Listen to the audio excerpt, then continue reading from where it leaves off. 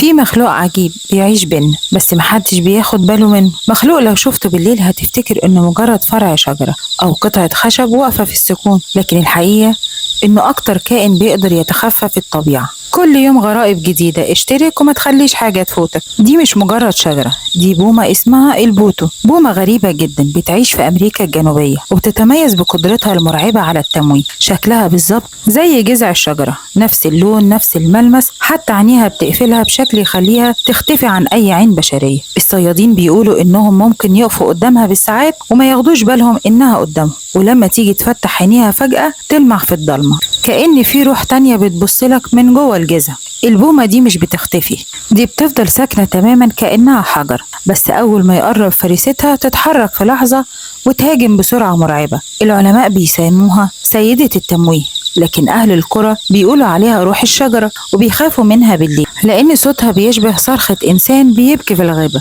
فلو كنت ماشي في غابة وشفت فرع شجرة غريب ما تقربش منه، لأن ممكن يكون بيبصلك هو كمان. لو عجبك الفيديو اشترك في القناة واستنى فيديوهاتي اللي جاية.